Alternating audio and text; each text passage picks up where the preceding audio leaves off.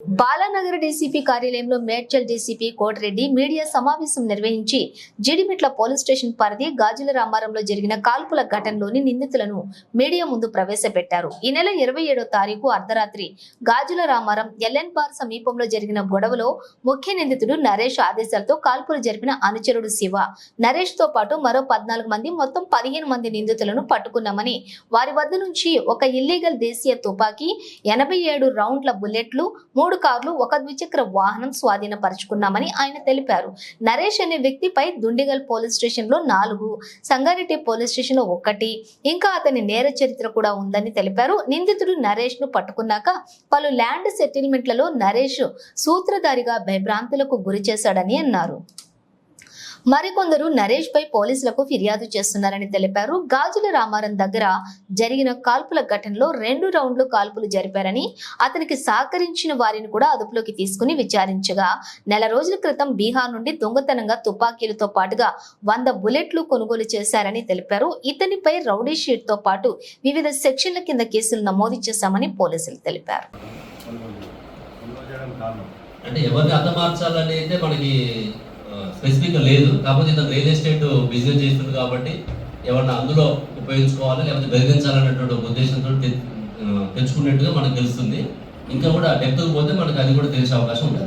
3 రౌండ్స్లో నేను అక్కడ ఒక 2 రౌండ్స్ ఫైర్ చేయడం జరిగింది. ఒకటి గాల్లోకి, ఒకటేమో ఏం చేసి చేయడం జరిగింది. కొన్ని ఏమో ప్రాక్టీస్ చేశాడని చెప్తున్నాడు. మధ్య మధ్యలో అక్కడ ఓవరాల్లో ఆ ప్రాక్టీస్లో వాడి ఉంటాడు మనం అనుకుంటున్నాం. అక్కడ బీహార్లోనే ఈ అమిత్ అని ఇంతకుముందు ఆల్రెడీ ఇక్కడ పనిచేసిపోయాడు, వీళ్ళకి పరిచయం ఉంది కాబట్టి ఇతను పోయి వాళ్ళు అక్కడ ఉంటున్నాడు. అయితే ఒకటే ఉన్నది మన కాడ సమాచారము, మన ఇంట్రాక్షన్ తెలిసింది. ఒక కంట్రీమేడ్ పిస్టల్ 100 లైవ్ రౌండ్స్ తెచ్చుకున్నది తెలుస్తుంది. మళ్ళీ కూడా పోలీస్ కస్టడీ తీసుకుంటాం. మళ్ళీ అన్ని కూడా పూర్తి స్థాయిలో సోదాలు చేస్తాం. వీళ్ళ ఇల్లు, వీళ్ళ పక్కన ఉన్నటువంటి బంధువులు, ఫ్రెండ్స్ అందరికీ కూడా మళ్ళీ సోదాలు చేయడం జరుగుతుంది. ఈ నెల 28, 29 ఇంటర్వ్యూనింగ్ నైట్లో జీడిమెట్ట పోలీస్ స్టేషన్ పరిధిలో ఉన్నటువంటి ఎల్ఎన్ బార్ దగ్గర, బార్ రెస్టారెంట్ దగ్గర జరిగినటువంటి గొడవలో దాదాపు 15 మంది నేరస్తుల్ని అదుపులోకి తీసుకొని ఈరోజు వాళ్ళని రిమాండ్కి పంపించడం జరుగుతుంది. ఇందులో వివరాలు చూస్తే పూర్ణిమ, అజయ్ చంద్ర అండ్ గౌతమ్, వీళ్ళు ముగ్గురు కూడా మల్లంపేట నుంచి గాజుల రామారంలో వెళ్తున్న క్రమంలో వాళ్ళ బైక్ పెట్రోల్ అయిపోవడంతో ఆ ఎల్ఎన్ బార్ దగ్గర ఉన్నటువంటి వెహికల్లో పెట్రోల్ తీసుకునేటువంటి క్రమంలో ఆ బార్ సంబంధించిన వాళ్ళు చూడడం, అడ్డగించిన క్రమంలో వీళ్ళు తిరగబడి వాళ్ళ మీద గొడవ పడడం. ఈ గొడవ జరుగుతున్న ప్రాసెస్లో ఈ పూర్ణిమ అంతకుముందే పరిచయం ఉన్నటువంటి నరేష్కి, శివకి ఫోన్ చేయడం, వాళ్ళు పుట్టిన తార్ వెహికల్, బెలెనో వెహికల్ తీసుకొని వాళ్ళ ఫ్రెండ్స్ అందరినీ తీసుకొని అక్కడికి రావడంతో పాటు అప్పటికే నరేష్ దగ్గర ఉన్నటువంటి ఒక కంట్రీమేడ్ పిస్టల్ని, అన్ఆథరైజ్డ్గా లైసెన్స్ లేకుండా ఉన్నటువంటి పిస్టల్ని అతని స్వాధీనంలో ఉంటుంది. ఆ పిస్టల్ని శివ తీసుకొని నరేష్ ఆదేశాలతో ఎమ్మటే రాగానే ఫైర్ ఓపెన్ చేయడం, ఆ ఫైర్లో వాళ్ళు తప్పించుకోవడం, తర్వాత ఇతను తారు వెహికల్ తోటి వాళ్ళని గుద్దే ప్రయత్నం చేయడం, అందులో వాళ్ళు తప్పించుకొని గాయాల పాలై పారిపోవడం జరుగుతుంది. ఇందులో ఈ నరేష్, శివతో పాటుగా వచ్చినటువంటి వ్యక్తులు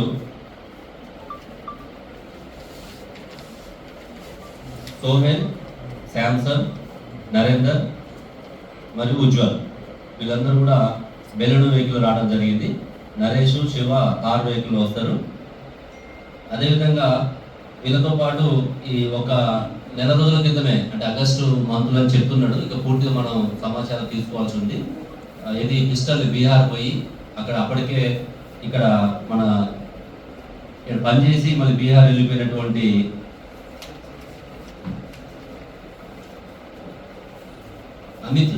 అమిత్ సాయంతో వీళ్ళ ఫ్రెండ్స్, నరేష్ యొక్క ఫ్రెండ్స్ ఎవరైతే ఉన్నారో సమీర్, బుగ్గప్ప, కరణ్, జగ్గు, వీళ్ళతో కలిసి బీహార్ వెళ్ళి అమిత్ సాయంతో ఒక కంట్రీమేడ్ పిస్టల్ని, ఒక 100 లైవ్ రౌండ్స్ని తీసుకొచ్చుకోవడం జరుగుతుంది. అంటే అప్పటికే నరేష్ కొంచెం రియల్ ఎస్టేట్లో వ్యాపారాలు చేయడం అక్కడక్కడ ఇంకా ఆయన మీద నేర చరిత్ర బాగానే ఉన్నది. ఇప్పటికే మనకి దుండిగల్ పిఎస్లో 4 కేసులు, సంగారెడ్డిలో 1 కేసు ఉన్నట్టుగా మనకి సమాచారం ఉంది. ఇవి కాకుండా ఇంకా కూడా నమోదు కానీ ఇంకా రెవెన్యూ జిహెచ్ఎంసీ దగ్గర కూడా కొన్ని కంప్లైంట్స్ ఉన్నాయని తెలుస్తుంది.